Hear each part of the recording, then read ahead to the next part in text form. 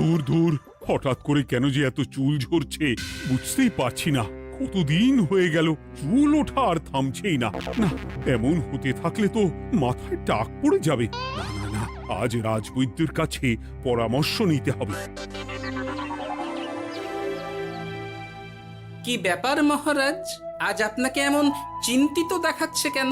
জীবনে বড় দুঃখ গোপাল, মন মেজাজ একদম ভালো নেই। সে কি কি হয়েছে মহারাজ? গোপাল থাকতে দুঃখ কিসের? আর বলো না, মাথার চুলগুলো আজকাল ঝড়ে পড়া পাতার মতো পটপট করে ঝরে যাচ্ছে। আমি তো জানি কেন এমন হচ্ছে, কিন্তু এখনই মুখ খুললে চলবে না। আর একটু বেশি বিপদ বাড়লে তখন মাঠে নামবো। তাই বলুন। এ তো খুব ছোট ব্যাপার, চুল ঝরলে টাক পড়বে, আর সেটা পড়া কত ভালো জানেন? কথায় আছে, যত বড় টাক তত বেশি টাকা। তুমি চুপ করো তো বাপু। যদি টাক থাকলেই টাকা হতো, তাহলে তোমার টাকা কোথায়? যেটা বোঝো না সেটা নিয়ে কথা বলো না। তাই না তাই, মহারাজের ঝরছে চুল, চিন্তার ভাঁজ মাথায়। গোপাল যতই চেষ্টা করুক, চিড়ে ভিজবে না কথায়। তোমরা সকলে থামো তো দেখি। ও রাজবৈদ্য, তুমি এর কিছু উপায় বলো। আগে মহারাজ, অনেক সময় দেহে ওই লৌহের পরিমাণ কমে গেলে এমন চুল ঝরে। আপনি বরং পালং শাক, ওই কিশমিশ, কলা ও আরো কিছু ফল আমি বলে দিচ্ছি, সেগুলো বেশি করে খান। আচ্ছা আচ্ছা আচ্ছা, তবে তাই করে দেখি।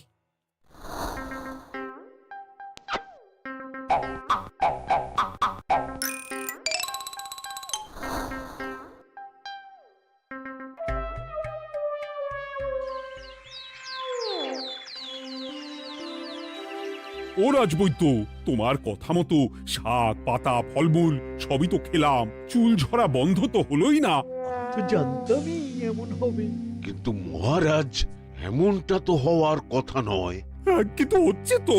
আরে আমার সাধে চুল, কোথায় চলে গেলি সব? এর জন্য তুমি দায়ী। তুমি এর জন্য শাস্তি পাবে বৈদ্য।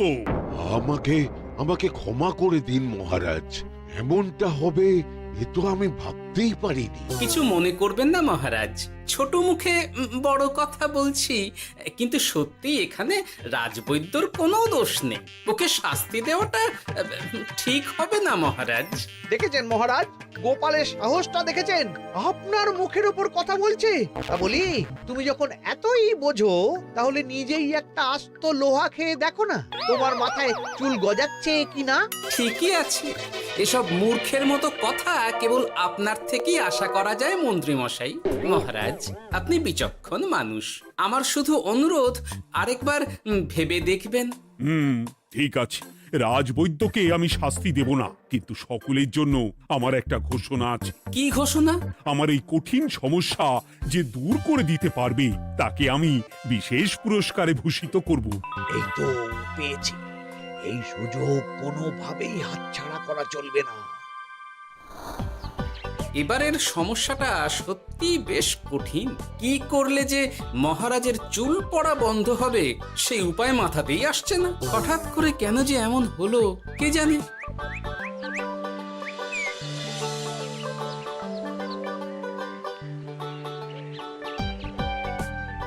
ও মা, তুমি এসে গেছো? একটু বসো, আমি তেলটা মেখেই হাত ধুয়ে খাবারটা বাড়ছি। হ্যাঁ, সে ঠিক আছে, কিন্তু তুমি কিসের তেল মাখছো এটা?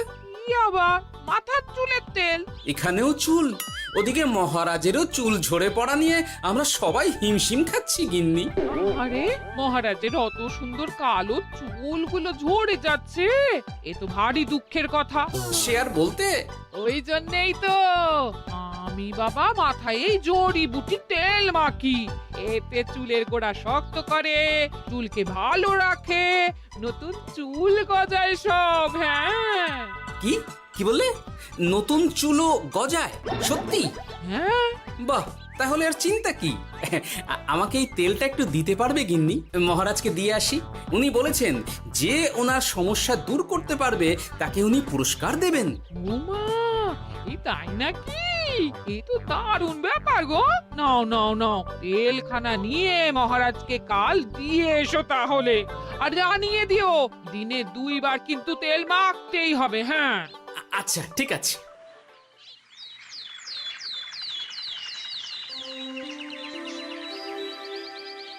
কোনো উপায় খুঁজে পেলে তোমরা? আগে মহারাজ, আমি আপনার জন্য নকল চুল বানিয়ে এনেছি। যতদিন আপনার চুল পড়া বন্ধ না হচ্ছে ততদিন আপনি এটা পরে ব্যবহার করতে পারেন। সে তো বুঝলাম, কিন্তু নকল চুল তো আর আসল চুলে জায়গা নিতে পারবে না বিজ্ঞানী। আসল চুলের কথা ভেবে আমি আপনার জন্য কেশুত্তে পাতা এনেছি মহারাজ। আচ্ছা বেশ। তা গোপাল, খুব তো আগের দিন বকবক করছিলে, তুমি কি এনেছো শুনি? সেটা যথাসময়ে দেখতে পেয়ে যাবেন মন্ত্রী মশাই। এটা জড়িবুটি তেল মহারাজ। আমি এটা আপনার জন্য এনেছি। এতে নতুন চুল গজায় আর চুলের স্বাস্থ্যও ভালো হয়। আমার গিন্নিও ব্যবহার করে এটি, তবে দিনে 2 বার করে মাখতে হবে, তাহলেই ভালো ফল পাবেন মহারাজ। বাবা, তাহলে তুমি কেন মাখো না? আচ্ছা, আপনার সমস্যাটা ঠিক কোথায় বলুন তো মন্ত্রী মশাই? মহারাজের জন্য কিছু আনলেও কথা শোনান, না আনলেও কথা শোনান। সত্যি তো মন্ত্রী, কেন তুমি সব সময় গোপালের পিছনে পড়ে থাকো বলো তো? এরা তো তাও সবাই কিছু না কিছু আমার কথা চিন্তা করে এনেছে, তুমি তো সেটাও করনি। না, আসলে মহারাজ, আমিও ভাবছিলাম আপনার কথা, কিন্তু থাক, বুঝেছি। আহ, দারুণ। তেলের গন্ধটাও খুব সুন্দর। গোপাল, তোমায় অনেক ধন্যবাদ। আশা করছি ব্যবহার করলে খুব ভালো ফল দেবে। একদম দেবেই মহারাজ। দূর বাবা, ভেবেছিলাম এক, হলো আর এক। কোথা দিয়ে যে গোপালটা মাঝখান দিয়ে এসে নাক গলিয়ে ঢুকে পড়ে, খুব শক্ত পুরস্কার নেওয়ার। দেখাচ্ছি মজা।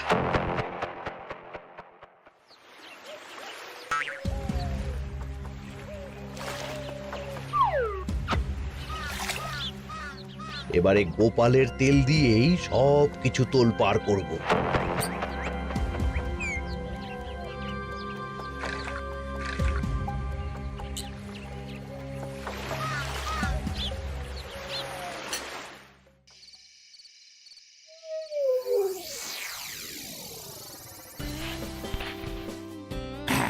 ব্যাস, হয়ে গেল 2 বার মাখা। গোপাল বলেছিল এতেই ভালো ফল পাব, কিন্তু এখন মাখার পর মাথাটা কেমন জ্বালা জ্বালা করছে মনে হচ্ছে। হয়তো নতুন চুল গজাবে বলে এমন হচ্ছে। কাল সকালে বোঝা যাবে। এতক্ষণে বোধহয় ছোট ছোট চুল গজিয়েই গেছে।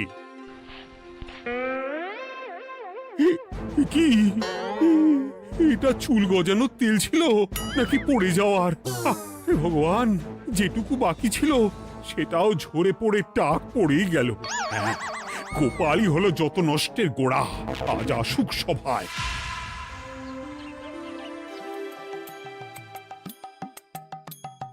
এই যে এখন এলেন উনি।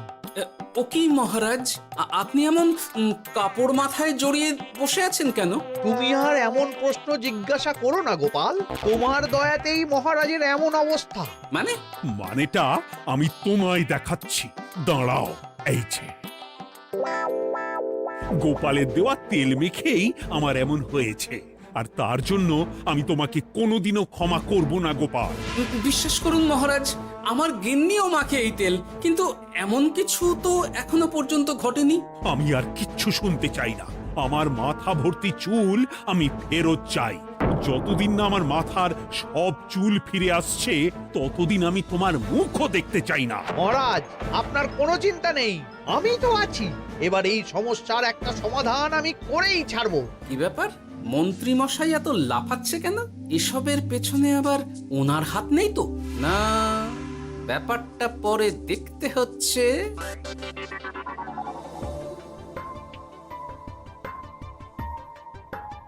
আমি বলি কি মহারাজ, এই সময়টা বরং আপনি নকল চুলটা মানে মানে পরচুলা ব্যবহার করুন। হ্যাঁ, অগত্যা, কিছু তো একটা গন্ডগোল আছেই।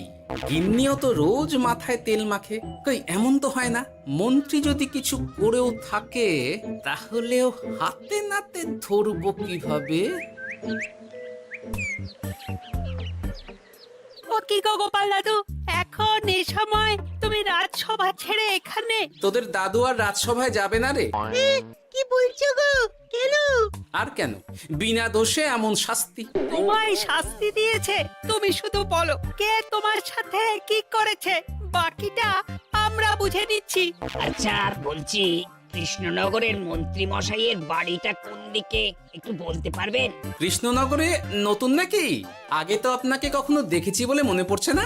হ্যাঁ, আমি এখানে থাকি না, আমি এখানে আমার কাজে এসেছি, তাই মন্ত্রী মশাইয়ের বাড়ির ঠিকানাটা যদি একটু বলে দেন। নিশ্চয়ই, এ পথ দিয়ে সোজা চলে যান, তারপর কিছুটা ডান দিকে গেলেই পেয়ে যাবেন। আচ্ছা, অনেক ধন্যবাদ। ভিন গাঁয়ের লোক মন্ত্রী মশাইয়ের বাড়িতে, ব্যাপারটা বেশ সন্দেহজনক লাগছে।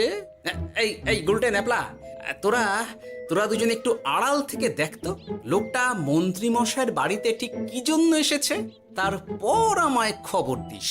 ঠিক আছে গোপাল দাদু। তোমার আবার এখানে আসার কি দরকার ছিল? আমি তো বলেছি যে আমি ঠিক গিয়ে তোমার পাওনা গন্ডা মিটিয়ে দেবো। মিটিয়ে দেবে? কতদিন হয়ে গেছে জানেন? দেখো, হয় আমার কীটনাশক আর সার সব ফিরিয়ে দিন, নয়তো আমার জিনিসের দাম মিটিয়ে দিন। কীটনাশক, সার আর কি করে ফেরত দেবো বলো? ও তো সব পুকুরের জলে মিশে গেছে। ওসব আমি জানি না, আমার পাওনা গন্ডা মিটিয়ে দিন, ব্যাস। চল চল, এখনই তাহলে গোপাল দাদুকে গিয়ে সব জানাই। হ্যাঁ, চল চল। দাদু, ও গোপাল দাদু। তোরা এসে গেছিস? আয় আয় আয় আয় আয়। মন্ত্রী মশাইয়ের মুখ থেকে অনেক খবর পেলাম। তাই নাকি? কি শুনি? মন্ত্রী মশাই ওই লোকটার কাছ থেকে অনেক কীটনাশক সার নিয়েছে, কিন্তু এখনো জিনিসের দাম মেটায়নি। হ্যাঁ, ওই জন্যই তো মন্ত্রী মশাইয়ের উপর লোকটা খুব রেগেছিল, হুমকিও দিয়েছে 1 সপ্তাহের মধ্যে জিনিসের দাম সব মিটিয়ে দিতে হবে। তাই নাকি? কিন্তু কীটনাশক সার নিয়ে মন্ত্রী মশাই কি করবে? সেটা তো বলতে পারবো না দাদু। তবে হ্যাঁ, মন্ত্রী মশাই ওই লোকটাকে বলছিল যে ওই সব কীটনাশক সার পুকুরের জলে মিশে গেছে। কি বললি? পুকুরের জলে? আচ্ছা, এবার দুয়ে দুয়ে 4 করা গেল। অনেক ধন্যবাদ রে তোদের। বল বল, তোরা কি খাবি? কিচ্ছু লাগবে না গোপাল দাদু, তবে ভোলা বয়ের আর মিষ্টি খাওয়ালে। আচ্ছা আচ্ছা। কি করে যে মহারাজকে আসল ব্যাপারটা বোঝাই, কিছু তো একটা উপায় বের করতেই হবে। তা বলি বাবা, রাজসভায় যেতে হবে না বলে কি সারাদিন এইভাবেই শয়নে শয়নে দিন কাটাবেন বাবা? হ্যাঁ, উপায় পেয়ে গেছি। বুঝলে গিন্নি, আমাকে একটা জায়গায় যেতে হবে, বুঝলে? তারপর ওখানে যদি কাজ হয় তাহলে আগামীকাল রাজসভায় আমি যাব। কিন্তু তুমি যে বলেছিলে তোমার এখন ছুটি। হ্যাঁ, কি আর করি বলো, গুরুত্বপূর্ণ একটা কাজ, তাই যেতেই হবে। আচ্ছা যাও। ওই গো বিজ্ঞানী, আরে গোপাল যে, বলো। এই যে বিজ্ঞানী, একটা বিশেষ দরকারে তোমার কাছে এলাম, বুঝলে? হ্যাঁ, বলোই না। আচ্ছা, এই দূষিত জলকে কিভাবে আবার পরিশুদ্ধ করে বলতে পারবে? কেন পারবো না? জলের মধ্যে একটু চুন আর ফটকিরি দিয়ে দিলেই জল আবার দূষণমুক্ত হয়ে যাবে। তবে ওগুলো দেওয়ার পর কিছুদিন সেই জলকে ব্যবহার করা বন্ধ রাখতে হয়। হ্যাঁ। আচ্ছা আচ্ছা, অনেক ধন্যবাদ, আসি তাহলে। হ্যাঁ,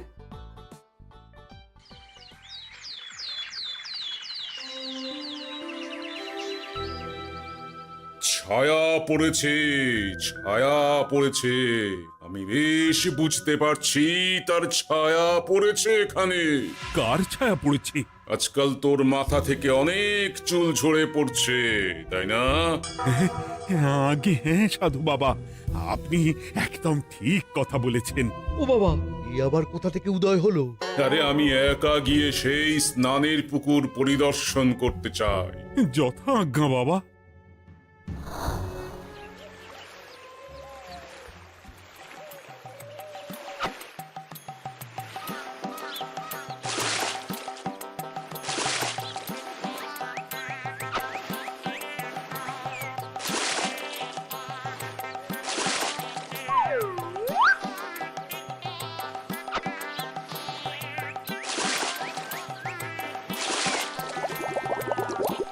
যাক বাবা, মোটামুটি সপ্তাহখানেক এভাবে থাকলেই পুকুরের জল আবার আগের মতো পরিষ্কার হয়ে যাবে।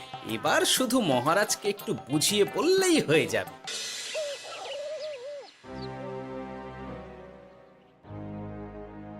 কি বুঝলেন সাধু বাবা?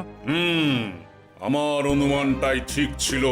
পুকুরের জলে কালো ছায়া পড়েছে, কুদৃষ্টি পড়েছে, তাই এমন হচ্ছে। সে কি? কি কালো ছায়া? যত সব বাজে কথা। জল দূষণ করলাম আমি, আর দোষ পড়ছে কালো ছায়ার উপর। তাহলে এখন কি হবে? চিন্তার কোনো কারণ নেই। আমি মন্ত্রপুত ভস্য ছড়িয়ে দিয়েছি। 1 সপ্তাহ ওই পুকুরের জল স্পর্শ তো দূর, পুকুরের কাছেও যাওয়া নিষেধ। তাহলে আমার মোহরের কি হবে? যথা আজ্ঞা সাধু বাবা। ও কি, তাহলে মহারাজ এতদিন স্নান করবেন কোথায়? সে কথা কাউকে চিন্তা করতে হবে না। মহারাজের ওপরে কালো ছায়া পড়া জল পড়েছে, তাই আগে সেটা শোধন করতে হবে। আমাকে তাহলে কি করতে হবে সাধু বাবা? আমার শিষ্য গোপাল আমাকে আগেই এই বিষয় জানিয়েছিল। আমি তার হাত দিয়েই তোর স্নানের জল পাঠিয়ে দেব। তাই আগামী 1 সপ্তাহ সেই জল দিয়েই তোকে স্নান করতে হবে। কি গোপাল? দেখছো তো মন্ত্রী, গোপাল আমাকে কত ভালোবাসে। আমি ওকে কত কথা শোনালাম, কিন্তু না না না না, কাল থেকেই আমি আবার গোপালকে রাজসভায় ডেকে আনবো। আমি আসছি, আমার কাজ হয়ে গেছে। আর হ্যাঁ, তোর স্নানের পুকুরের চারিদিকে প্রহরীর বন্দোবস্ত কর। কাক পক্ষীও যেন ওখানে প্রবেশ করতে না পারে। আচ্ছা বাবা, আচ্ছা।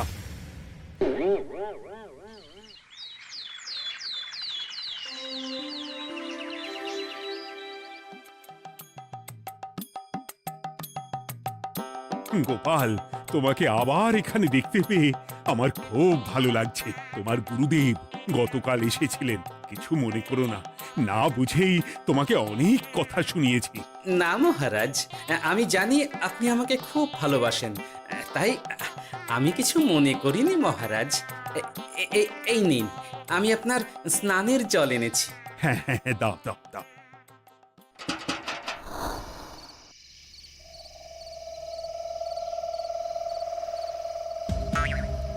ও বাবা, পুকুরের কাছে যে গিয়ে দেখবো সে উপায় নেই। চারপাশে প্রহরীতে ভর্তি, তাহলে কি সত্যি সত্যি কালো ছায়া পড়েছে? ভালোই হলো, পাওনাদারকে বলে দেবো কীটনাশকটা জালি ছিল। হি হি।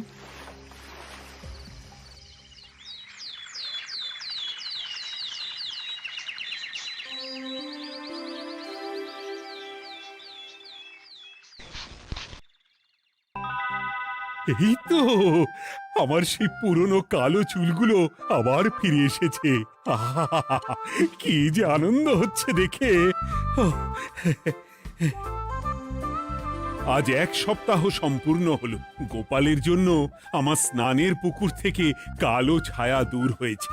আমাকে এই সমস্যা থেকে দূর করার জন্য আমি গোপালকে 100টি মোহর উপহার দিতে চাই। ধন্যবাদ মহারাজ। দূর, আমার আর ভালো লাগে না। সব সময় গোপালই মোহর পায়, এটা তো আমার পাওয়ার কথা ছিল। এদিকে আজকে পাওনাদারও আসবে।